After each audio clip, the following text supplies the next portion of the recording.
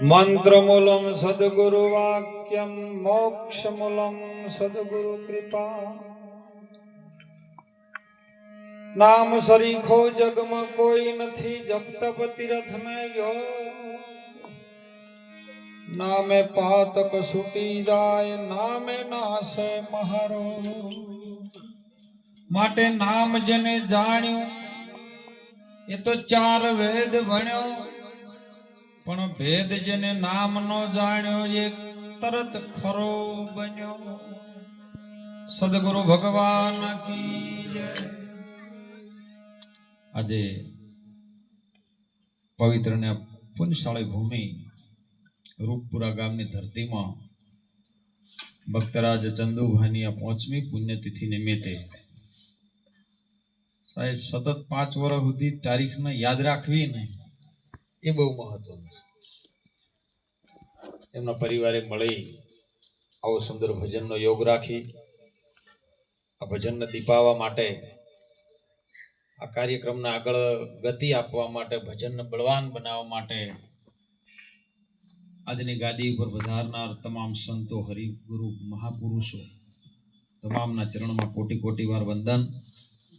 દરેક પધારેલા હરિભક્તો બાળ ગોપાળો સંત માતાઓના ચરણમાં વંદન છે। ખૂબ સુંદર વાણીની અંદર આપણને આનંદ આવ્યો। એ આનંદ જો આપણે એની અસલ ગતિ જુગતી જોણી લઈએ ને તો એ આનંદ એ પરમાનંદ બને પણ ખરી વાત સમજાય ત્યારે સમજણમાં લેવા જેવું છે બીજું કશું કરવા જેવું નથી। પણ જે અનાદિકાળથી ચાલી આવતી જે શિવ પરંપરાની રીત છે ને એને સમજવી બહુ અઘરી છે।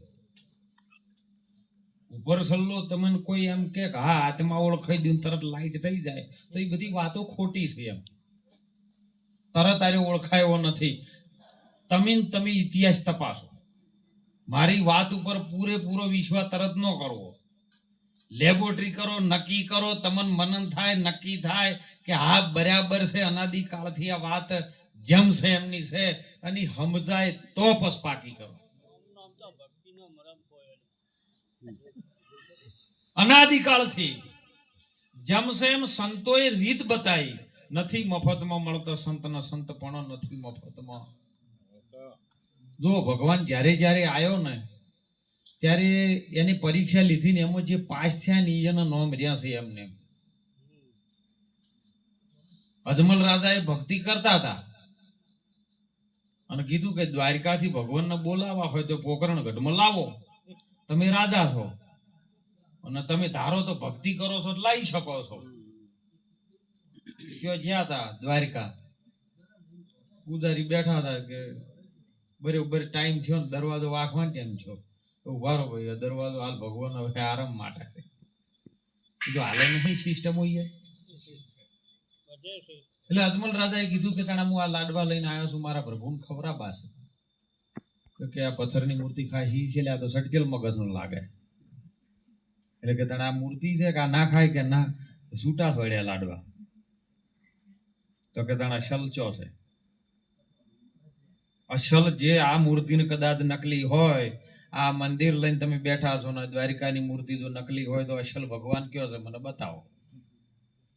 પૂજારી મને કાર્યો વધારે માથાકૂટ કરશે તો લાંકે એમ કહી દઉં જાય હોય એટલે કે આ દરિયામાં ધમકું મારો દરિયામાં અંદર ડૂબકી મારો। હવે દરિયામાં ડૂબકી મારે મોણો બચીને પાછો આવે ખરો? હવે આપણે જ નક્કી કરવાનું કે તમે ઉપર સબસબીએ કર્યા કે ડૂબકીઓ મારી ઉપર સબ કરે છે જો કાઠું પડે તરત જ ના હોય જવા જેવું જ નહીં।